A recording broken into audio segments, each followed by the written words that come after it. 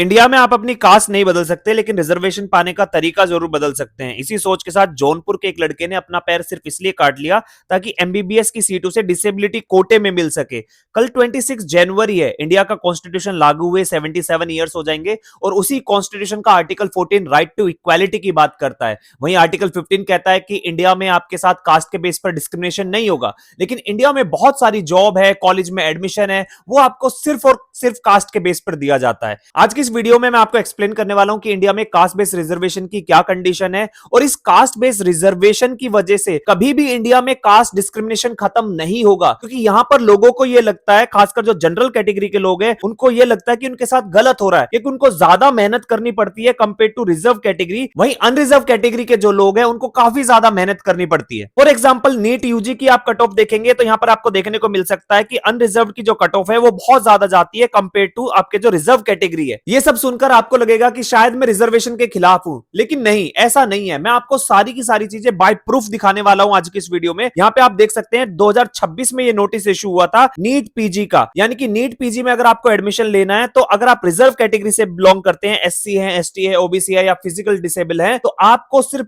-40 पे भी एडमिशन मिल जाएगा। यानी कि मेडिकल जैसे कोर्स के अंदर जहां पर डॉक्टर जब तक खुद पढ़ा लिखा नहीं होगा, डॉक्टर को खुद एक्सपीरियंस नहीं होगा, वो क्या ट्रीटमेंट करेगा। डिबेट चल रही है कि ऐसे कोर्सेज में भी अगर आप एक स्टैंडर्ड फिक्स नहीं करेंगे और सिर्फ रिजर्वेशन देने की वजह से इतना ज्यादा कॉम्प्रोमाइज करेंगे तो वहां पर इंडिया की आने वाली कंडीशन क्या होगी। अगर आप वेस्टर्न कंट्रीज को देखें, चाइना को देखें, वो इतने ज्यादा डेवलप है क्योंकि वहां पर कास्ट बेस्ड रिजर्वेशन नहीं है और वहीं पर इंडिया के अंदर रिजर्वेशन है। और इसी वजह से आप देखोगे इंडिया आज भी बहुत ज्यादा पीछे है चाइना से, वेस्टर्न कंट्री से। मैं ऐसा क्यों कह रहा हूं, उसका एक और एग्जांपल आपको दिखाता हूं। आप यहां पे देख सकते हैं वेस्ट बंगाल के अंदर जूनियर इंजीनियर की वैकेंसी निकली थी काफी सारे ब्रांचेस के लिए। पर सिविल इंजीनियर का सिलेक्शन सिर्फ 0 मार्क्स पर हो जाता है। तो वही सिविल इंजीनियर है जो आपके लिए रोड्स बनाते हैं, ब्रिजेस बनाते हैं। इमेजिन कीजिए कि अगर ऐसे इंसान का सिलेक्शन होता है तो आपके लिए क्या रोड बनाएगा, क्या ब्रिजेस बनाएगा। तो इनकी जो सैलरी जाती है वो जाती है टैक्स पेयर के पैसे से। वहीं पर अगर आप देखें अनरिजर्व कैटेगरी के जो लोग होते हैं जो इस कट ऑफ में नहीं आए होंगे, शायद किसी का नंबर 70 होगा, किसी का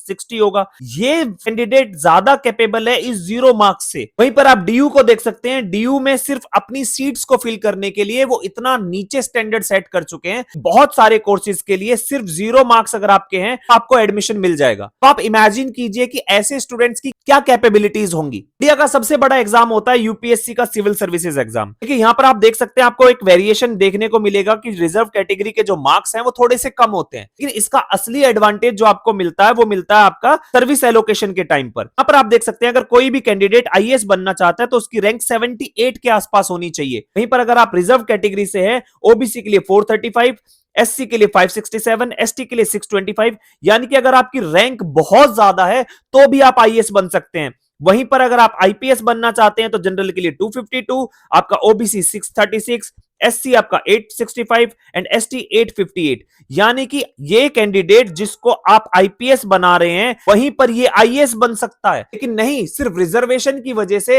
वो आईपीएस के लिए एलिजिबल है, ना कि आईएएस के लिए एलिजिबल है। इसी वजह से रिजर्वेशन का बेनिफिट होता है। अगर गवर्नमेंट चाहे भी रिजर्वेशन हटाना, लोग हटाने नहीं देंगे, तुरंत प्रोटेस्ट करने लगेंगे, क्योंकि कहीं ना कहीं जिन लोगों को रिजर्वेशन मिल रहा है बहुत बड़ा बेनिफिट मिलता है इस चीज का। देखिए रिजर्वेशन का जो पर्पस था वो ये था कि जो सोसाइटी के अंदर लीस्ट एडवांटेज ग्रुप है उसको अपलिफ्ट करना, यानी कि समाज में जो सबसे दबे हुए लोग हैं उनको सबसे ऊपर लेके आना, एक बराबरी देना। क्योंकि कॉन्स्टिट्यूशन कहता है राइट टू इक्वालिटी की बात करता है, एक समानता की बात करता है। लेकिन सोसाइटी में हमने रिजर्वेशन के बेस पर इसको डिवाइड कर दिया है। फॉर एग्जाम्पल हमने बोल दिया कि ये जनरल होंगे, ये ओबीसी होंगे, ये एससी होंगे, ये एसटी होंगे। क्यों? क्योंकि हमने ये कहा है कि ये जो सबसे लीस्ट एडवांटेज ग्रुप है इसको हमें अपलिफ्ट करना है, इसको अपलिफ्ट करना है, इसको अपलिफ्ट करना है, ताकि सभी को हम एक समान, एक इक्वल स्टेटस दे सके। हो क्या रहा है यहां पर समाज के अंदर, अब देखिए ये जो ग्रुप है ना, इस ग्रुप के अंदर भी बहुत सारे सब ग्रुप होंगे और ये जो सब ग्रुप है ये सबसे लीस्ट एडवांटेज को कभी भी अपलिफ्ट नहीं होने देंगे। क्योंकि ये जो अब ऊपर बैठे हुए हैं, ये फाइनेंशियली बहुत कैपेबल है, इनके पास अच्छा खासा पैसा है, इनके पास अच्छे खासे एडमिशन ले सकते हैं, अच्छे कॉलेज में पढ़ सकते हैं, अच्छी कोचिंग ले सकते हैं, अच्छे स्कूल में पढ़ सकते हैं, तो इस वजह से ये ज्यादा डेवलप्ड होते हैं। और अगर ये किसी भी गवर्नमेंट एग्जाम को देने जा रहे हैं या कॉलेज में एडमिशन लेने जा रहे हैं, तो यहां पर रिजर्वेशन का बेनिफिट इसको ज्यादा मिलेगा, ना कि इसको बेनिफिट मिलेगा। तो यानी कि इसी ग्रुप के अंदर ये हमेशा सप्रेस होके रह जाएंगे। आपको लग रहा होगा कि ये मैं क्या बकवास वाली बातें कर रहा हूं, इसका मैं एग्जांपल आपको देने वाला हूं। देखिए, सुप्रीम कोर्ट ने बहुत बार कहा है कि क्रीमी लेयर का कॉन्सेप्ट हमें एससी एसटी में भी इंट्रोड्यूस करना पड़ेगा, कि जो फाइनेंशियली कैपेबल है उनको हटाओ और जो लीस्ट एडवांटेज ग्रुप है उसको अपलिफ्ट करने पे टारगेट किया जाए।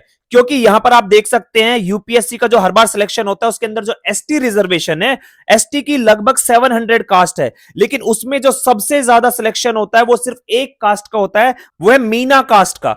देखिए यहां पर आप देख सकते हैं जो 2022 का डेटा है, 21 का डेटा है, 20 का डेटा है और 18 का डेटा है, इसमें आपको देखने को मिलेगा जो मेजॉरिटी है वो सिर्फ एक ही कम्युनिटी से आती है। यहां पर आप ये वाला डेटा भी देख सकते हैं, यह असिस्टेंट प्रोविडेंट फंड कमिश्नर का जो सिलेक्शन होता है यूपीएससी के द्वारा, उसका डेटा है।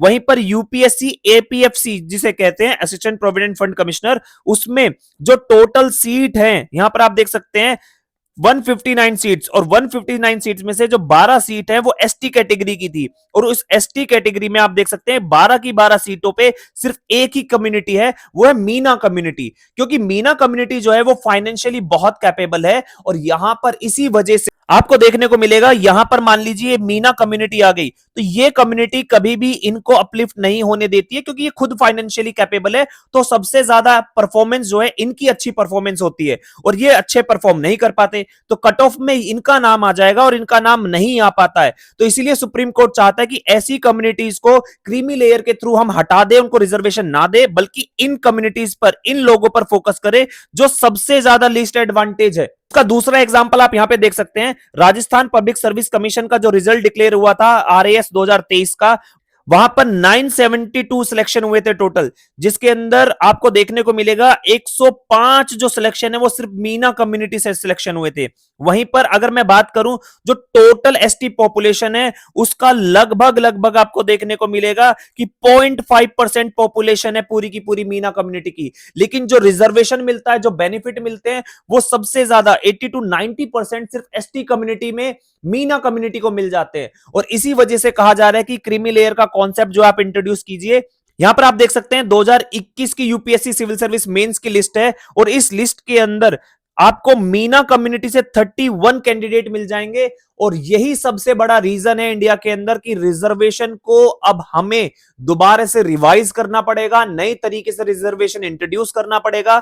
जो पहले का तरीका चलता आ रहा है, हम सिर्फ उसको लेकर इंडिया को डेवलप नहीं कर सकते। और इसी वजह से सुप्रीम कोर्ट ने बहुत बार बोला है कि आप क्रीमी लेयर इंट्रोड्यूस कीजिए। उसके लिए सुप्रीम कोर्ट में एक पीआई फाइल हुई है कि जो सेंटर है या जो गवर्नमेंट है वो इस चीज में रिजर्वेशन के अंदर, एससी एसटी रिजर्वेशन के अंदर क्रीमी लेयर इंट्रोड्यूस नहीं कर रही है, जल्द से जल्द इसको इंट्रोड्यूस कराया जाए। क्योंकि अगर कोई भी गवर्नमेंट ऐसा करती है तो उसका वोट बैंक चला जाएगा, आपको बहुत ज्यादा प्रोटेस्ट देखने को मिलेंगे, क्योंकि वो ऐसा होने ही नहीं देंगे। तो आपके क्या व्यूज है मुझे कमेंट बॉक्स में जरूर बताइएगा। ये सारी की सारी चीजें कमेंट बॉक्स में जरूर डिस्कस करेंगे। तो आज के लिए इतना ही। वीडियो अच्छी लगी वीडियो को लाइक कीजिएगा, चैनल को शेयर कीजिएगा और सब्सक्राइब कीजिएगा। Thank you.